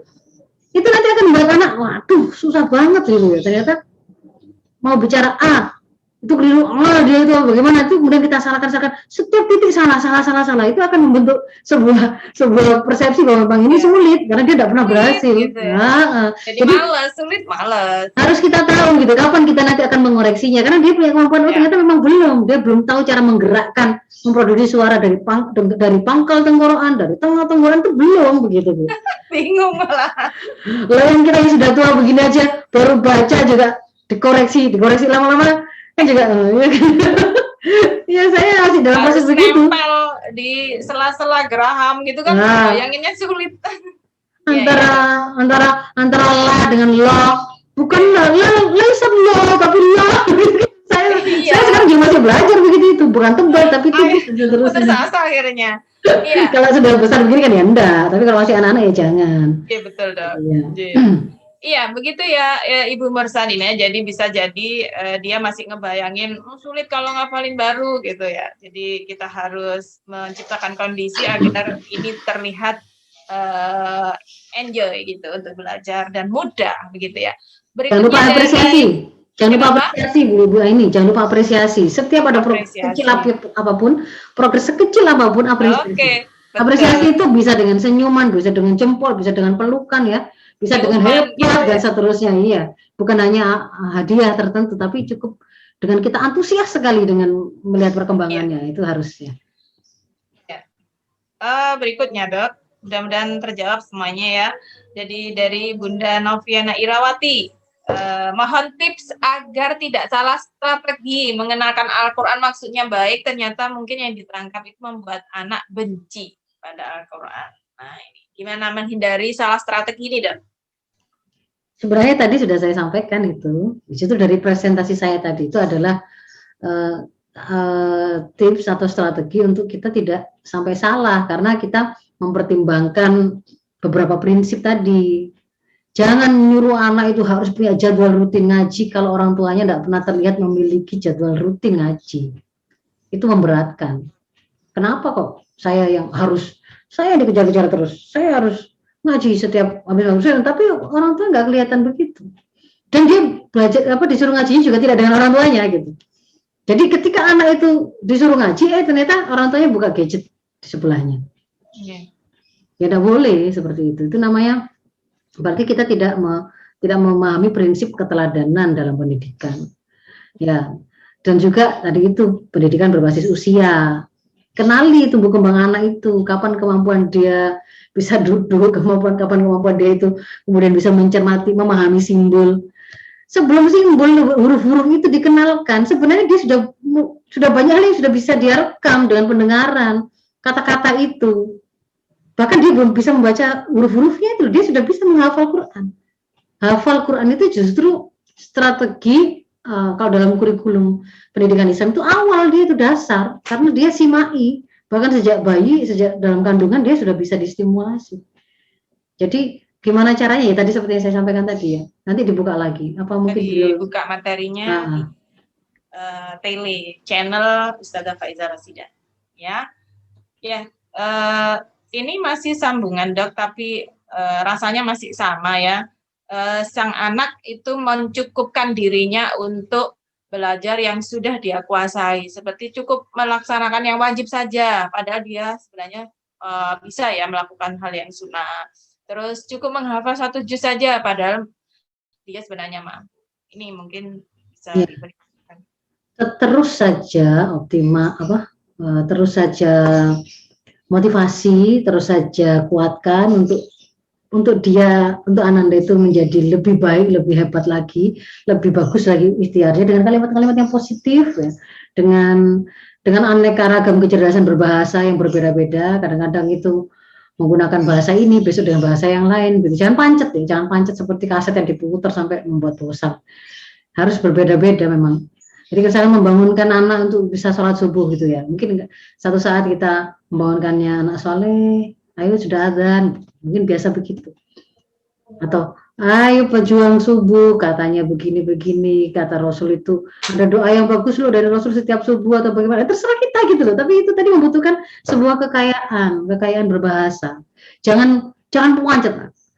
Ayo bangun sudah subuh azan, bangun tak siram, itu terus ya. Nanti tiap jam itu akan terdengar. Nanti anak itu ibunya belum selesai ngomongnya, ibunya itu anaknya sudah menirukan.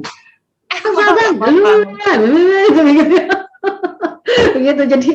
Jadi tetap saja ibu fokus pada menguatkan dia untuk mengenali bahwa dia punya potensi yang lebih bagus, lebih dari yang sekarang sudah dia dapatkan, dia bisa lebih bagus lagi. Kasih kisah-kisah yang lebih memotivasi, contoh-contohnya, keutamaannya ya, dengan beragam kekayaan berbahasa, kadang dengan menceritakan kisah, kadang dengan menyampaikan hadis tentang reward bagi para penghafal Quran, kadang dengan sentuhan rasa, ibu sangat pingin, itu punya harapan besar kepada kamu begini. Jadi terserah ibu, silakan eksplorasi kekayaan berbahasanya. Begitu. Ya, alhamdulillah banyak pertanyaan, tapi waktunya juga cukup gitu ya untuk menjawab semua pertanyaan. Dan insya Allah pembahasan tentang Al-Quran sepertinya nggak bisa hanya dibatasi waktu 2 jam ya, tapi masih banyak hal yang harus kita eksplor dari Al-Quran, karena masih kita tahu gitu ya bahwa dengan dekat dengan Al-Quran, baik mendekatkan itu kepada anak-anak ataupun keluarga kita, insya Allah keluarga kita akan senantiasa diberikan sinar, diberikan syafaat. Allahumma arhamna bil Quran. Baik, terima kasih kami ucapkan kepada Ustazah yang sudah 1 tahun ya hampir ya berbagi ilmu kepada komunitas Muslimah Tangguh ini. Mudah-mudahan Ustazah senantiasa diberikan kesehatan, kelapangan, keberkahan dalam apapun ya. Amin. Doa yang sama untuk semua ibu. Bersama-sama. Dan ibu-ibu yang lain, saya harapkan tetap istiqomah, stay on untuk Ramadan ini. Tiap hari Jumat jam 10:30 sampai jam 12 kita bertemu di pelataran Zoom Muslimah Tangguh. Kita akhiri forum kita ini dengan hamdalah, istighfar, dan doa penutup majelis. Alhamdulillahirabbil alamin. Astagfirullahaladzim, astagfirullahaladzim, astagfirullahaladzim. Subhanakallahumma wa bihamdika asyhadu alla ilaha illa anta astaghfiruka wa atubu ilaik. Baik ibu-ibu komunitas Muslimah Tangguh, kita ketemu lagi ibu-ibu ya pekan depan, mudah-mudahan tetap dalam keadaan sehat semuanya, dan pekan depan itu termasuk 10 hari terakhir. Mudah-mudahan kita bisa memanfaatkan Ramadan ini, setiap apapun yang kita lakukan, setiap nafas yang kita keluarkan, semoga semuanya berbuah ibadah. Dari saya Aini Syarif, saya akhiri, wabillahi taufik wal hidayah. Wassalamualaikum warahmatullahi wabarakatuh.